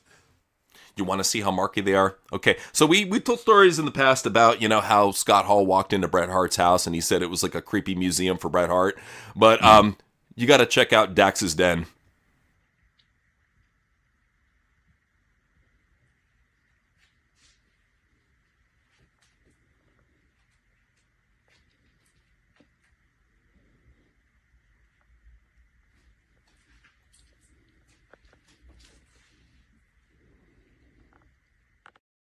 Much, man. That's too much wrestling. Creepy. Very creepy, dude. Well, it's like, this is the kind of guy who probably jerks off to himself in the mirror. He's a fucking weird dude. Well, especially to have a giant glass plate of your face, like an image of your face on your bar. Weird, dude. Very weird. But I will say, though, that the weirdos are all over wrestling. And Flair recently had to call out Hannibal over a false Hulk Hogan death rumor. So he said, I'm sorry, Hannibal, whatever the fuck your name is, because no one cared and no one ever will. Someone sent me this and I thought I would give you a clue about how you're perceived by the general public. These are not my words, they are your comments about your laughable opportunity to be anything but full of shit. I actually have more information, but I'll save you from the embarrassment. Have a great week and hope you're watching football like I am. FYI, 2,000 followers. You're such a stud. Woo! I take offense to that. Hannibal from HannibalTV.com. I'm sure Hannibal made I'm sure Hannibal made like 5 videos about that shit already. Who knows? This is Hannibal from HannibalTV.com. Ric Flair called me a jobber. Who the fuck does he think he is? He's Rick motherfucking Flair. And you're Hannibal. Don't believe the rumors that he said that I'm a Canadian lobotomy patient that escaped. Okay, I won't. But let's go ahead and talk about an amazing in-ring competitor known as Eddie Kingston. who says that he has 6 years remaining on his AEW contract. I have 6 years left on my contract. I want to make my money, then buy a place in Alaska and get the fuck away from society. Get me the fuck to Alaska as long as I can watch the Yankees, Giants, Knicks, and Rangers. All that stuff with streaming, I'm good. Leave me alone. Good for you, Eddie. I mean, I don't know if you're going to make it 6 years in AEW, more like 2. And they probably get paid out for the rest of your contract, but either way, he's going to be getting fat paid. So, dude, that guy could buy himself a fucking mansion over in Alaska straight up. He probably could. I mean, he's got enough blubber to fucking, maintain his body heat in the fucking cold. So, hey, it's a perfect environment for him. What do you think? I think so. I think he'll acclimate to it just fine. The cold's a little sore on the joints and the bone, just letting you know. So those injuries might add up. Just letting you know, buddy. But let's go ahead and talk about Nikki. So Nikki Bella comments on how working for Triple H has been different from Vince McMahon. So of course she has to suck his dick. She said, a different quote right here. She said, well, speaking of KTAR news, I've had incredible relationship with them both. Obviously, as you can see with Triple H, he loves women's wrestling, which has been so incredible. He gives the women the same opportunities the men have, whether that's match time, women fighting in a cage, or women main eventing. He really spends time on giving them opportunities. That's why he put the women in the pre-show on Survivor Series. You can see that level of respect with the fans, and I do believe that's due to Triple H and the respect he has for women's wrestling. It's been so fun to be a part and be like, oh my gosh, wait, we get to do this and we could do that. I could job again to Stephanie Vaquer. Oh, cool. So I would say the difference is it's the opportunity, the belief that exists in women's wrestling. What does she get out of this? He's just going to job the fuck out of you. You will never be a world champion under Triple H. Well, this is so stupid, even if you think about it for a little bit. Like, didn't the women's revolution happen under Vince McMahon? Yes. What is she talking about? She found out that Triple H really likes getting his ego stroked. And if you stroke his ego and you keep on doing it, he just might give you at least a shitty mid-card 1 month long push. So hopefully she might get that out of him. No, who knows, Well, it's like, even if you think, if you know nothing about what happened to WWE prior to 2022, you'd probably believe her. But if you've seen anything from WrestleMania 35 on, from there to fucking 2022, it was all about the women's revolution. Fuck, even from 2016 to then, it was about the women's revolution, shoving the 4 horse-faced women up your fucking ass and down your throat, shoving women's empowerment bullshit, women main eventing. Fuck, women main evented WrestleMania under Vince, not Triple H. And let's just ask this: who the fuck gave Nikki Bella and her sister 2 fucking shows on E? It wasn't, I'm not going to say E did it, because the marks will say, oh, fucking E saw Nikki's talent and gave her fucking 2 shows. That was Vince making that shit happen so he could spread her out to the mainstream and reality TV. Shut the fuck up with that shit. He gave her her own fucking show. Yeah. Gave her her own show, did the fucking women's revolution, did all of this shit, and people still shit on him. They never, it's like, I hate the fucking delusional, lying Triple H dick sucking that has been going on for so long. The wrestlers, they're fucking paid to do it. They have to do it. I understand why she's doing what she's doing, because she knows how petty and vindictive and spiteful Triple H is. But what she said is a lie. That's a straight up lie. It's been different than Vince McMahon. Triple H actually gives us a chance. Vince is the one who fucking did the women's revolution. It's right there. It's right there for anybody to see. He put it out there, gave Nikki 2 shows, and she is just unbelievably ungrateful, like they all are now. Seriously. I can't stand it, man. But you know what, though? I can't stand how fake these celebrities are when they talk about the shitty Triple H wrestlers. So here's apparently Ashton Kutcher's opinion on Gunther. Actor Ashton Kutcher, if you know him, and he randomly, about 3 weeks ago, out of nowhere, just sends me this text. We weren't even talking about this. He just goes, the thing I like about Gunther is that it's so underplayed and simple. No effort to be cool, just violent power. Well, I appreciate that. And so he's someone who is getting more into wrestling because I'm doing this podcast, but you stood out to him. And I feel like, man, you are the type of guy that I feel guys hate getting in the ring with, man. I'm confused. He basically said that he's great because he's lazy and boring. Low effort. Oh, hey, he doesn't try to be cool. I like that part either. It's unbelievable. It really is. He doesn't try to be cool. It's low effort. Yeah, I agree. It is low effort. Like there is like no effort with Gunther's gimmick other than, I'm some boring stretched out German turkey man that has boring matches that are overhyped because I had bangers at TakeOver. Ooh. It's all right there, man. And well, what really frustrates me too is the fans that Triple H has brought in. They have no boundaries. They say this shit to the women that Triple H is supposedly protecting. That's fire. Like that. I had to do it. I did it just for you because I knew he was coming. Can you straddle me like you did John last Stupid. What a fucking idiot. It's like, come on, dude. Come on. But you know what, though? People aren't joking when they say they want to get straddled, such as the case with Kenny Omega, who showed off his top searches on Being the Elite. So, top 10 gay porn in 2025, Michael Nakazawa deepfake, Grinder coupon code, and Young Bucks Ozempic use. So, he's not even fucking hiding it anymore. It's out in the open. It's right there. Top 10 gay porn in 2020. Is this for real? I'm not even joking. This is a screen cap from Being the Elite. Nothing has been edited here at all. Top 10 gay porn in 2025. Grinder coupon code. Jesus. It's real, isn't it? Like the fucking the impressions that we do at the end of the show, they're real, aren't they? Everything is real. Everything is real. Nothing is fake. But I will say though, Rebby was a little too real when she said this. Only dead presidents are supposed to be on currency. Trump, please oblige. Yeesh. Matt, we want to give you one up, and then your fucking wife goes and says some stupid shit. Yeah, that's pretty crazy. I mean, like, I get, like, she may be a libtard, I get it, but come on. Yeah, a little stupid. A little stupid. Yeah. But I will say, though, that Roman and Jason Momoa are getting very close lately, and the Pride of Gypsies himself replied on his Instagram and said, 2 Big Joes. Not one heart emoji, but 4 of them. Love you, cuz.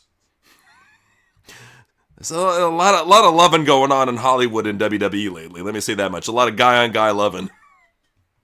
It's Hollywood. You got to pay your dues, if you know what I mean. I think that's why you're seeing more and more Cody Rhodes doing movies. He fits in. Oh, dude, like a glove, especially in Hollywood. He's down for everything they ask for him. But Sammy is apparently down to take this fan's request for a gimmick. Could we be see him as a shitty Michael Jackson impersonator? Who knows? It's better than his fucking stupid liberal jackass gimmick he's got right now, so fucking go for it. That'd be fucking great. Just have like moonwalking down to the ring. Hey, it's better than what he's doing now. It's something. It's something, man. It would get over, I think. But something that's not getting over with this kid, they wore this shirt to fucking just razz Xavier. I got in trouble at school, and my punishment was having to meet Xavier Woods.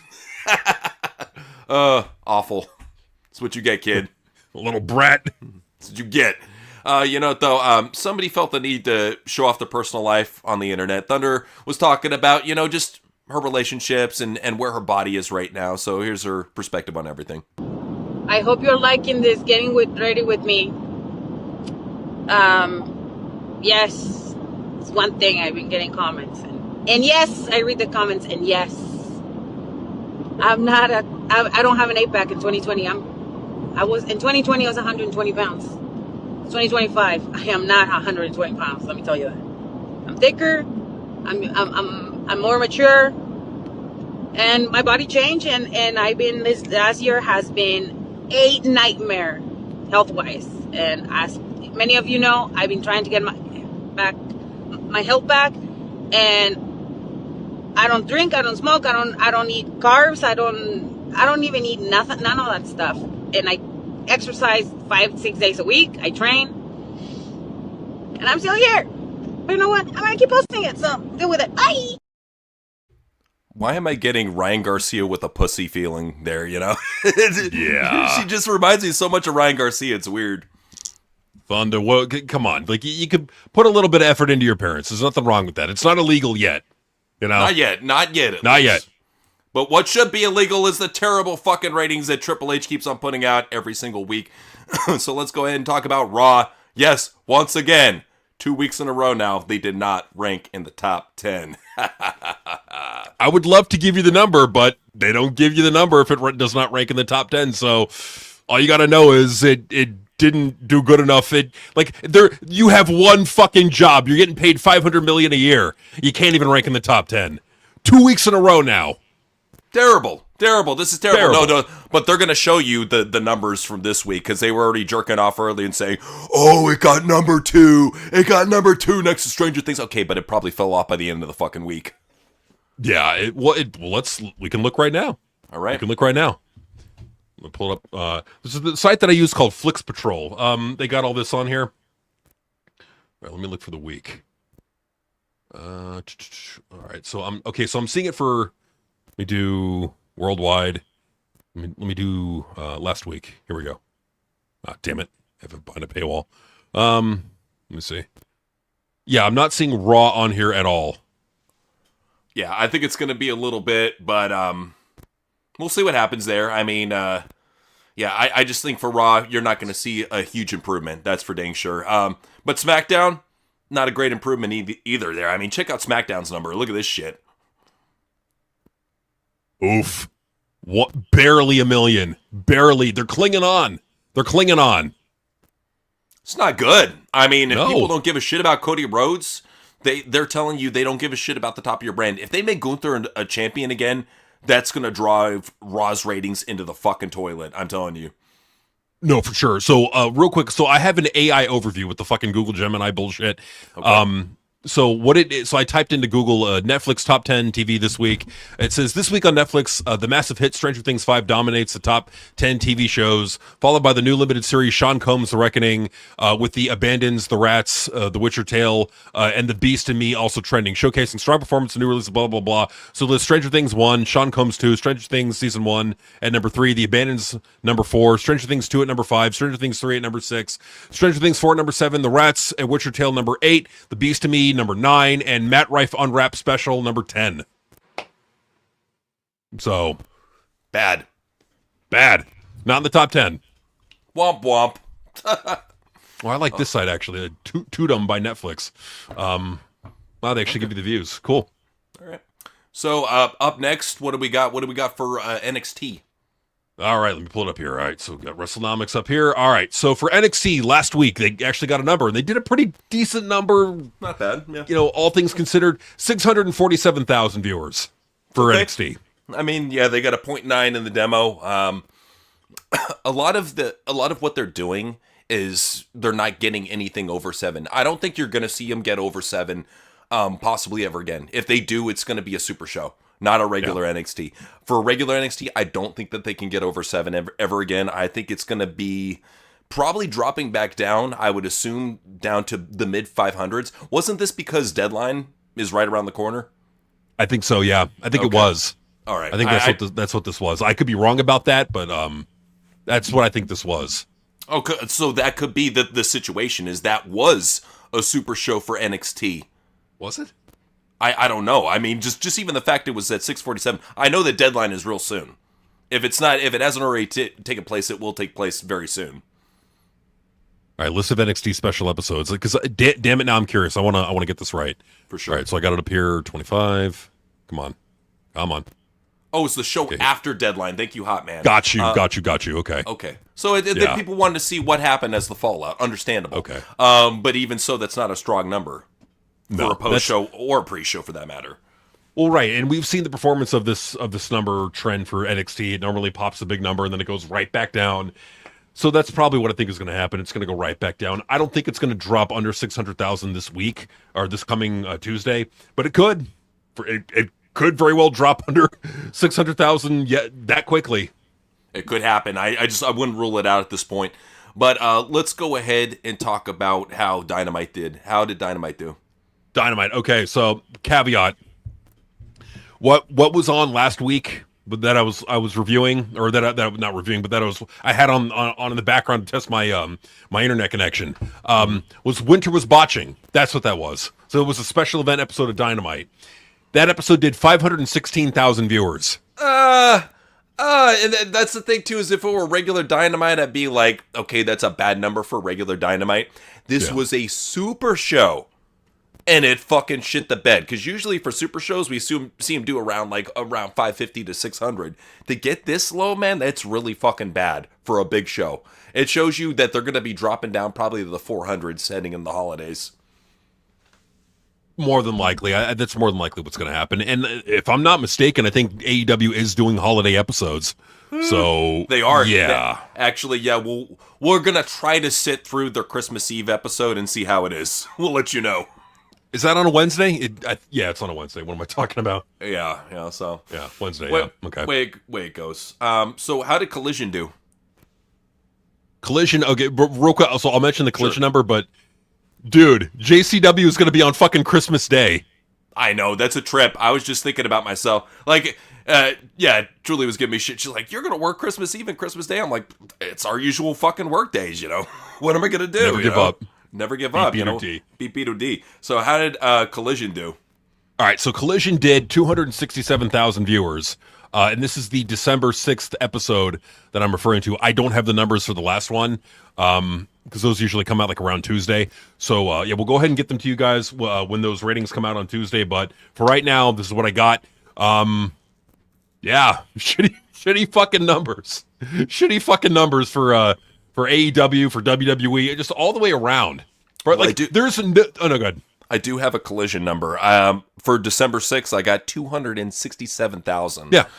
Oh, yeah. And with a 0.03 for the demo. Terrible, man. Oof. Awful. Wow. It's barely on the fucking radar. Like, and this is the thing is like, even if the Ellisons take it over, they're not going to see AEW as valuable. They're not going to care about it, more than likely, unless Tony Khan sucks up to them, fucking blows them every, like, left and right.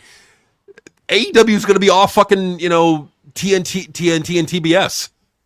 I'm just going to be laughing when all these fucking pro WWE TNA marks get their show blown out of the water by shitty ass fucking AEW. I'm going to be fucking laughing because like all of you think, oh, TNA, well, not everybody. Even though a lot of people think, oh, TNA's got the AMC deal. They're going to be fucking amazing. Not with that shitty booking. If they step up their game, maybe. But I don't see them stepping up their game with Tommy and Hunter. We made this well apparent.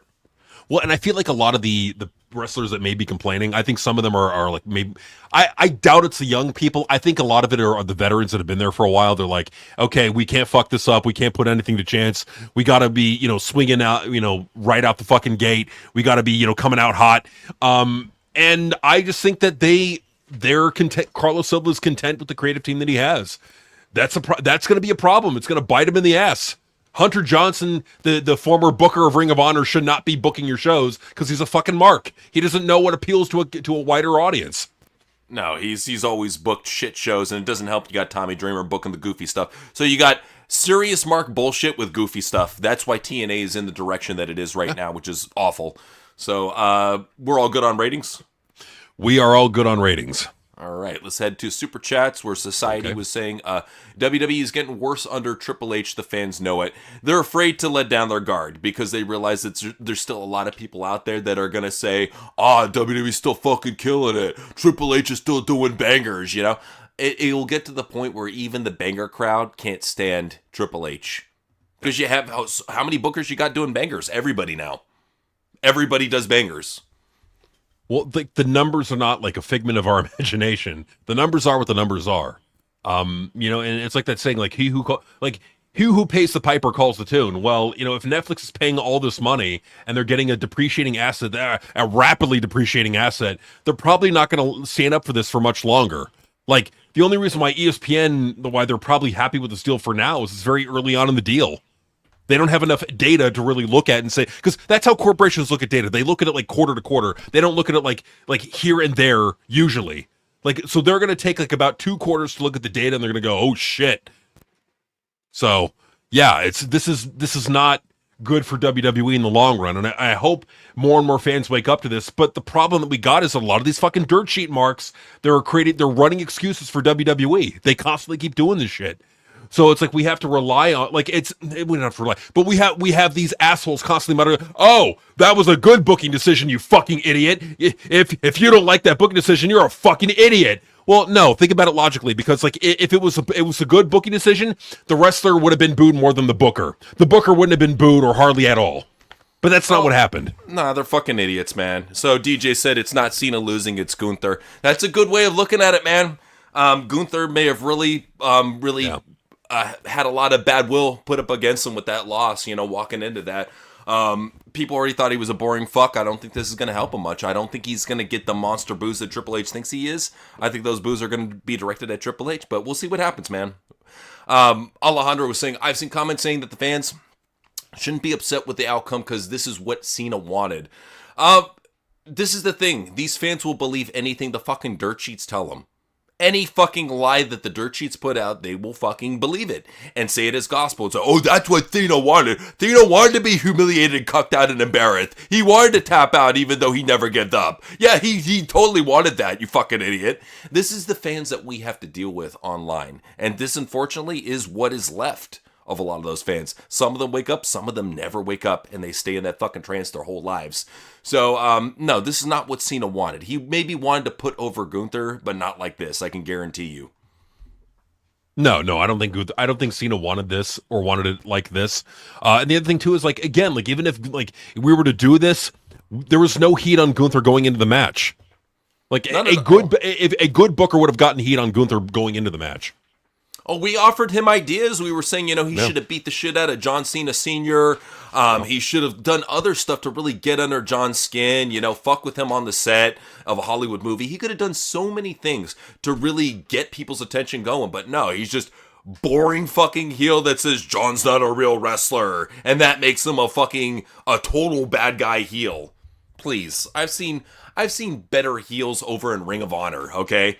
That's a sad thing. You play yourself off as Mr. fucking wrestler, and I've seen better real wrestlers in Ring of Honor, so to speak, do heels better than you have. I mean, fucking even Daniel Bryan's run in Ring of Honor, CM Punk's run in Ring of Honor were better heel shit than fucking Gunther will ever do, There was hardly, what was the heel heat going in on Gunther?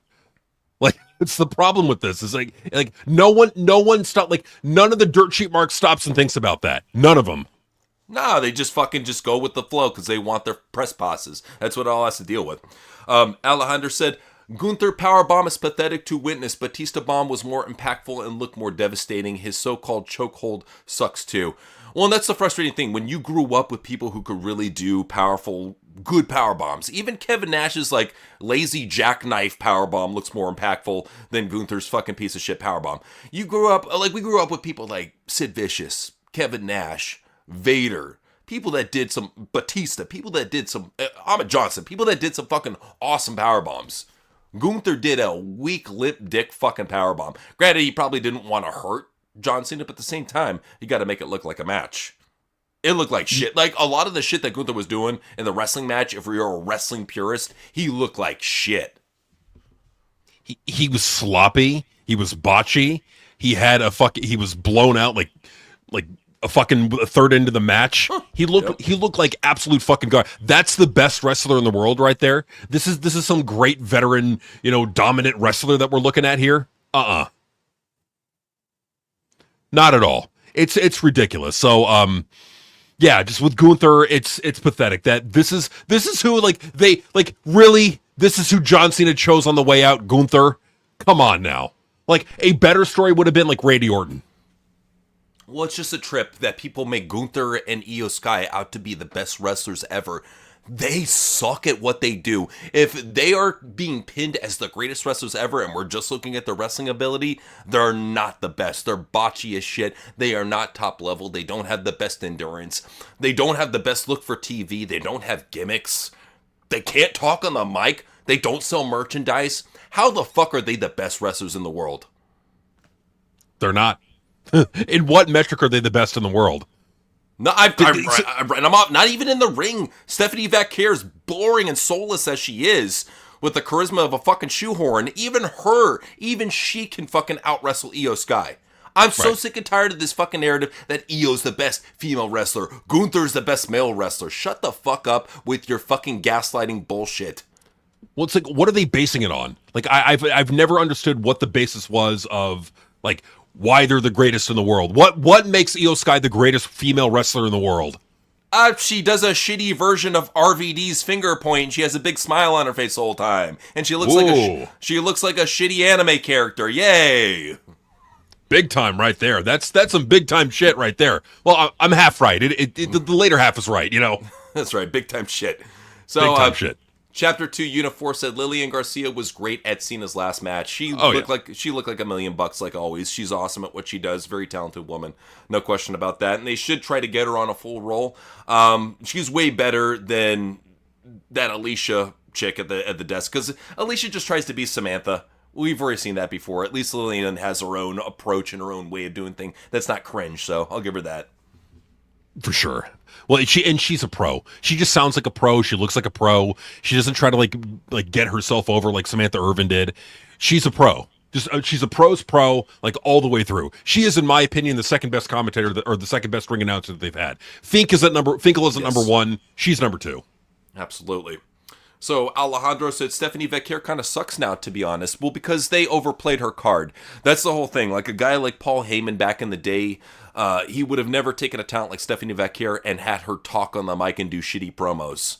He would have never had her do that shit. He would have came out, had her do sexy shit, had her do her wrestling moves, and probably given her a manager. Her presentation, especially for them presenting her as like the top of the WWE women's division, you have to have the whole package if you're going to be the top, or at least have a manager. She has nothing. She's just, I'm going to go ahead and cut boring, soulless promo. I have no personality, no charisma, but look at my butt. Right. That's it. Her gimmick is she can do wrestling moves and look at my butt. That's it right there. Yay. Yeah. So McLovin said Noseman must have been so pissed with Nia getting emotional for Cena's retirement match. He just told Gunther that Cena will tap, show no mercy. Oh, you could see him in the back, just going up to Gunther, sweep the leg. You can already see him say, you can just see him say that, just Gunther nodding all stoically. You can see that shit happening. Take him out. Take him out right now. Well, especially you have to look at the fact, too, that John Cena had nothing but praise for Gunther and put him over. When Gunther flat out said in the promotion of this, and I don't think this was his heel character, as these fucking retard fans will say, I've never liked John Cena growing up. I didn't appreciate his presentation. I never looked at him like a real pro wrestler. That sounds like something a true fucking mark. That honestly is not a character. I feel that is his true mark opinion of John Cena. Oh, 1,000%. I mean, it's he's just telling you how he genuinely feels. Hey, and at least he's being honest to some degree. True. I'll give him that. Evan Rogers said, it's the tap out destroyed his character. I'm done. And I can't blame you, Evan. A lot of people in our chat at the time and a lot of people online were saying that they're done after John Cena. And there's been so many stages too. I mean, a lot of people were done when Vince McMahon stepped away. A lot of people were done after the TKO purchase. A lot of people were done when Triple H stepped in. A lot of people are done now after John Cena. I think each shitty big booking decision that Triple H does, he drives away about a good 100,000 fans. So little by little, he's chipping away and driving away the fan base. And you're going to see that too heading into the holiday season when a lot of these Raws and SmackDowns aren't filled to the brim, aren't looking good. I'm not even talking 9,000 seats. I'm talking 5,000, 4,000 seats in a 10,000 seat arena, that type of shit. It's going to be rough, man. And they have no, and that's the thing, like I went and looked this up because